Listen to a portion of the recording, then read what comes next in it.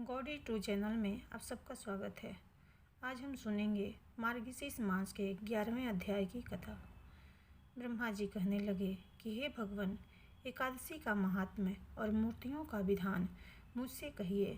श्री भगवान कहने लगे कि हे विप्र शार्दूल, मैं एक पाप नाशनी कथा कहता हूँ, जिसके सुनने मात्र से ब्रह्म हत्यादि महापाप भी नाश को प्राप्त हो जाते हैं। प्राचीन समय में कामपिल्य नगर में वीरबाहु नामक राजा राज्य करता था।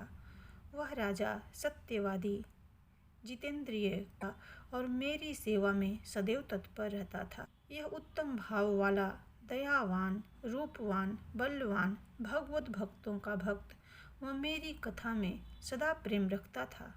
कथा में लीन रहने वाला, रात्रि को जागरण करने वाला, विद्वान, दाता, क्षमाशील, पराक्रम वाला, जितेंद्रिय, रण में विजय पाने वाला, वृद्धि में कुबेर के समान, पुत्रवान, अनेक पशुओं को पालन करने वाला और अपनी स्त्री के ही प्रेम में रत रहने वाला था। उसकी स्त्री का नाम कांतिमती था। वह रूप में अद्वितीय, पतिव्रता, महासाध्वी और मेरी भक्ति में सदा रत रहती थी। वह विशाल नेत्र वाला युवा राजा अपनी स्त्री के साथ पृथ्वी का पालन करता था। मेरे सिवाय और किसी देवता को नहीं जानता था। हे पुत्र, एक दिन उस महात्मा वीरबाहु राजा के घर महामुनि भारद्वाज आए। राजा ने मुनि को दूर से आते हुए देखकर उनका स्वागत किया और विधिवत उनको अर्घ्य आदि अर्पण किया और अपने हाथ से आसन बिछाकर उनको बिठाया और परम भक्ति से मुनि श्रेष्ठ के सामने बैठ गया।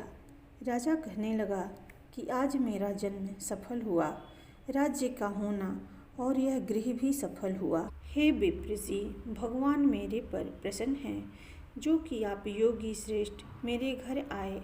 आज आपकी दृष्टि पड़ने से मेरे करोड़ों पाप नाश हो गए। मेरा राज्य, लक्ष्मी, हाथी, घोड़ा ये सब आपके अर्पण हैं। हे मुनि श्रेष्ठ, आप वैष्णव हैं। आपके लिए मेरे पास कोई वस्तु भी अधेय नहीं है, क्योंकि वैष्णव को एक कौड़ी भी दी हुई मेरु पर्वत के समान फल देने वाली होती है।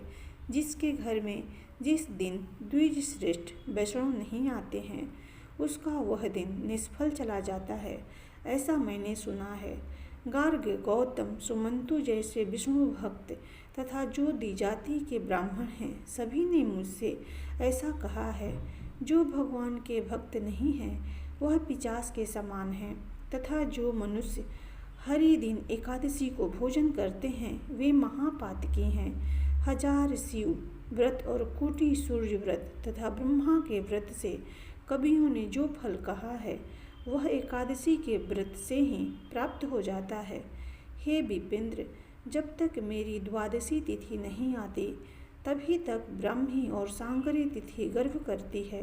हे विपेंद्र, जैसे जब तक चंद्रोदय नहीं होता, तभी तक तारागणों का प्रकाश रहता है, उसी तरह और तिथियों का तभी तक प्रभाव रहता है, जब तक मेरी द्वादशी तिथि नहीं आती है। हे महामुनि, यही बात मुझसे नारद जी ने और वशिष्ठ मुनि ने भी कही है। आप भी समस्त वैष्णव धर्म के ज्ञाता हैं। भारद्वाज कहने लगे कि हे राजन, आपने बहुत सुंदर प्रश्न किया है, क्योंकि आप वैष्णव भक्त हैं।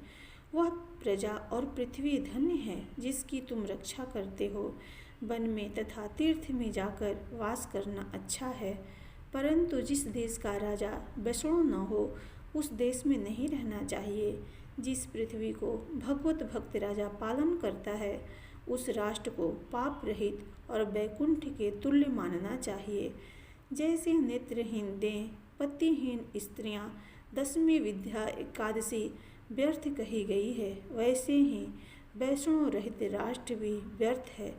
माता पिता का पालन पोषण न करने वाला पुत्र और दसवीं युक्त द्वादशी व्यर्थ है, वैसे ही वैष्णव राजा से रहित राष्ट्र व्यर्थ है। जैसे दान रहित राजा, रस बेचने वाला ब्राह्मण, दसवीं एकादशी व्यर्थ है। जैसे दंतहीन हाथी, पक्षहीन पक्षी और दसवीं विद्या एकादशी व्यर्थ है, वैसे ही वैष्णवहीन एकादशी व्यर्थ है। जैसे दान के लिए वेद का पढ़ना, द्रव्य के लिए पुण्य कर्मों का करना, कुसा रहित संध्या, दक्षिणा रहित श्राद्ध, सीखाधारी और कपिला गौ के दूध पीने वाला शूद्र, ब्राह्मणी गामी शूद्र, स्वर्ण की चोरी करने वाला, जैसे हरि वृक्ष, सूर्य वृक्ष आदि को काटने वाला, मंत्र रहित आहुति, मृत बछड़े की गौ का दूध, केशों को धारण करने वाली विधवा स्त्री, स्नान रहित व्रत, दसवीं एकादशी दूषित है। वैसे बिना वैष्णव राजा के राज्य भी दूषित है। जो राजा मधुसूदन भगवान का भक्त है, उसी को श्रेष्ठ लोग राजा कहते हैं। उसी का राज नित्य बढ़ता रहता है और प्रजा के साथ वह स्वयं भी सुखी रहता है। हे राजन, आज आपने मुझे देखा, अतः मेरी दृष्टि सफल हो गई। आज मेरी वाणी आपके साथ भाषण करने से सफल हो गई। जहाँ वैष्णव लोगों का रहना हो, वहाँ दूर रहने पर भी जाना चाहिए, क्योंकि उन वैष्णवों के दर्शन करने से तीर्थ स्थान का पुण्य प्राप्त होता है। हे राजन, आज मैंने विष्णु भक्ति में रत पवित्र सदाचारी आपको देखा है। सो हे राजन, आपका कल्याण हो, आप सुखी हो। इसी समय रानी कांतिमती ने आकर मुनि श्रेष्ठ भारद्वाज को नमस्कार किया।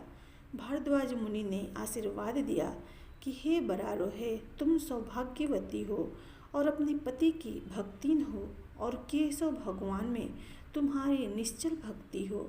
इसके पश्चात राजा वीरबाहु मुनि को प्रसन्न करता हुआ मेघ के समान गंभीर वचन कहने लगा कि हे मुनि श्रेष्ठ, मैंने पहले जन्म में कौन सा ऐसा अच्छा कर्म किया, यह शत्रु रहित राज्य कैसे मिला, विपुल लक्ष्मी कैसे प्राप्त हुई, गुणवान श्रेष्ठ पुत्र और सुंदर मनोहर प्रिया स्त्री कैसे मिली, जो कि मुझ में चित्त लगाने वाली और मुझ में प्राण रखने वाली जनार्दन भगवान का ध्यान करने वाली है।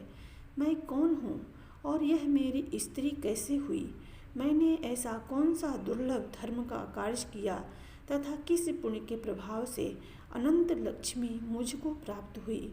समस्त देशों के राजा मेरे बस में हैं। मेरा पराक्रम और आरोग्यता कभी नष्ट न होने वाली प्रतीत नहीं होती। मेरा विपुल तेज कोई नहीं सह सकता। मेरी स्त्री दोष रहित है, इसकी मैं प्रतिज्ञा करके कह सकता हूँ।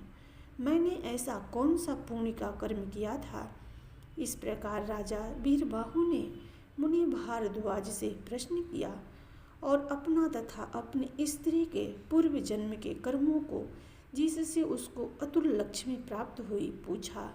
भारद्वाज मुनि कुछ काल में योग बल द्वारा उनके पूर्व जन्मों के उत्पार्जित कर्मों का निश्चय करके राजा से कहने लगा कि हे राजन, मुझको योग बल द्वारा तुम्हारी और तुम्हारी स्त्री के पूर्व जन्मों में उत्पार्जित कर्मों का ज्ञान हो गया है। तुम एकाग्र चित्त से सुनो। पूर्व जन्म में तुम शूद्र जाति में जन्मे थे और तुम सदैव जीव हिंसा में रत रहते थे। नास्तिक, दुष्ट चरित्र, पर स्त्रीगामी, कृतघ्न, सदाचार से रहित थे और आपकी यह स्त्री पूर्व जन्म में भी आपकी ही स्त्री थी। इस विशाल नेत्र वाली को मन, वचन और कर्म से आपके सिवाय और कोई दूसरा प्रिय नहीं था। यह पतिव्रता निरंतर आपकी सेवा किया करती थी। आपके विषय में इसने कभी दुष्ट भाव नहीं किया। इस प्रकार समय व्यतीत होने पर आपके मित्रों और भाई बंधुओं सब ने आपको त्याग कर दिया और आपके पूर्वजों का संचित किया सब धन भी नष्ट हो गया। तो आपने खेती बाड़ी का काम करना आरंभ किया, परंतु पूर्व जन्म के कर्म फल से सब खेती बाड़ी भी खत्म हो गई।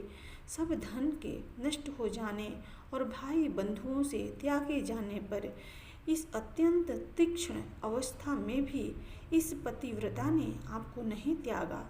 तुम सब कर्मों से गिरकर निर्जन वन में चले गए और वहाँ पर जीवों को वध करके आत्मरक्षा करने लगे।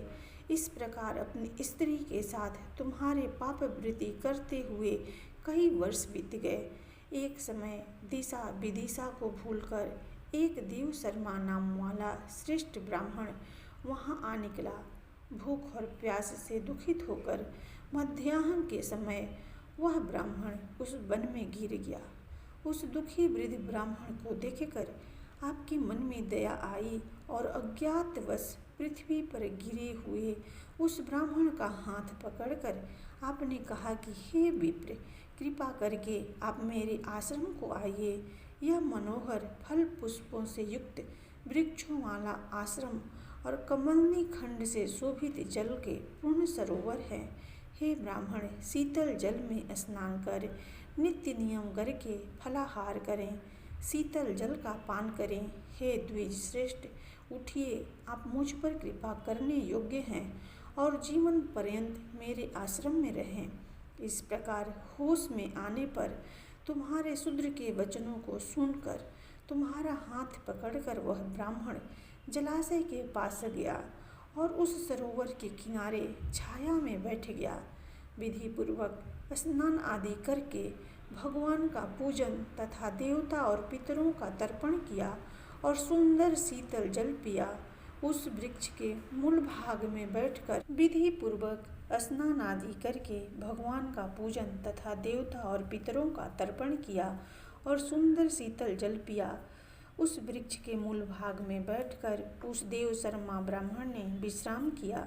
इसके पश्चात स्त्री सहित उस शूद्र ने परम भक्ति से मुनि को साष्टांग प्रणाम किया और उनके समीप बैठकर कहने लगा, हम दोनों स्त्री पुरुषों के उद्धार के लिए अतिथि रूप से आपका आगमन हुआ।